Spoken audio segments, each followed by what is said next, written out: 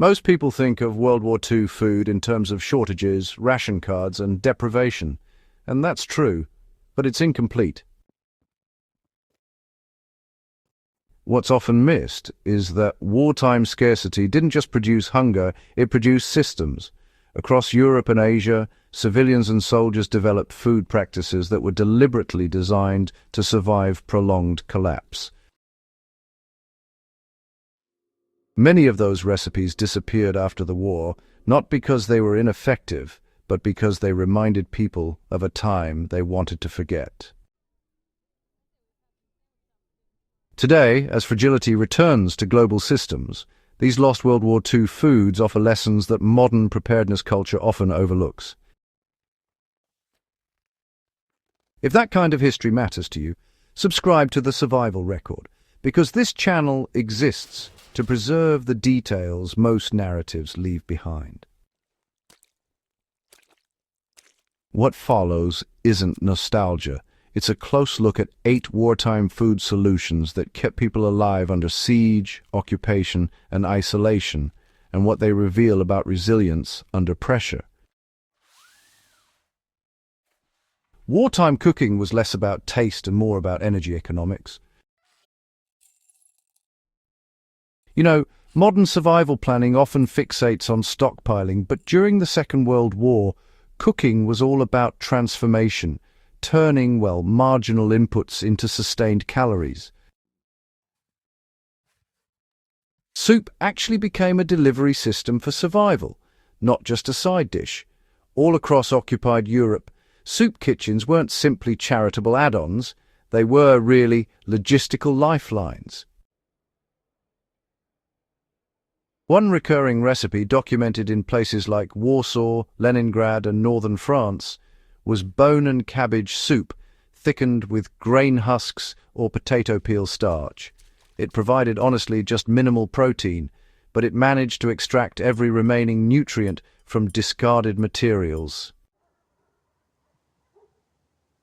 In Leningrad, during the siege, households boiled leather scraps, bone dust, and even wallpaper paste, which contained cellulose-based binders.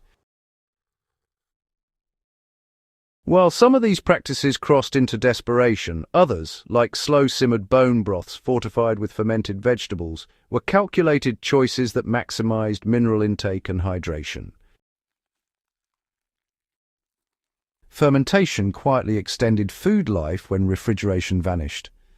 Fermentation was not a culinary trend during the war, it was infrastructure. In rural Eastern Europe and parts of China, lacto-fermented vegetables replaced refrigeration entirely. Sauerkraut-like cabbage ferments, salted turnip jars, and fermented soybean pastes became protein supplements when meat disappeared. What's often overlooked is that these foods also stabilized gut health under malnutrition.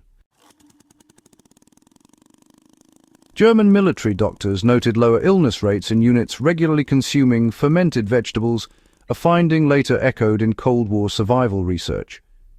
These recipes vanished as refrigeration spread after 1945, but in crisis conditions, fermentation remains one of the few preservation methods that requires no fuel, no electricity, and minimal equipment. World War II demonstrated that survival nutrition is as much biological as it is logistical.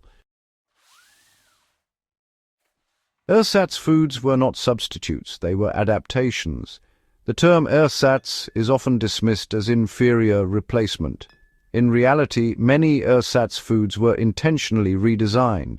Coffee substitutes made from roasted chicory, acorns, or barley weren't meant to replicate flavor. They delivered warmth, bitterness, and mild stimulation without imported beans. Similarly, meat extenders made from lentils, oats, and grated vegetables weren't really disguises. They were protein strategies. German and Soviet kitchens developed these hybrid patties that reduced meat usage by over 60% while still preserving, that feeling of fullness. Bread became a political and survival weapon. Honestly, few foods were as tightly controlled as bread. In Nazi-occupied territories, bread rations were deliberately lowered to suppress resistance. In response, civilians developed alternative baking methods using chestnut flour, potato mash, or even dried grass seeds. Fat, not protein, determined survival in extreme cold. In the Arctic and on the Eastern Front, fat intake mattered way more than protein. Soviet soldiers and Finnish civilians relied heavily on pork fat, fish oil, and rendered animal grease mixed into grain porridge. When sugar imports collapsed, alternatives emerged. In Germany and Japan, beet syrup and malt extract replaced refined sugar. In occupied Southeast Asia, palm sugar and boiled fruit reductions became critical energy sources. These weren't just sweeteners. They prevented rapid weight loss and supported basic metabolic function. British ration planners explicitly noted that small sugar allowances improved civilian productivity disproportionately to their caloric value. After 1945, governments actively distanced themselves from wartime food systems.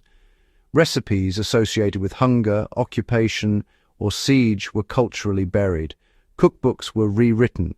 Institutional memory faded, yet many of these foods were effective under conditions modern societies now fear again: supply disruption, energy scarcity, and prolonged instability. Their disappearance wasn't due to failure, but to discomfort. Recovering them isn't about romanticizing hardship.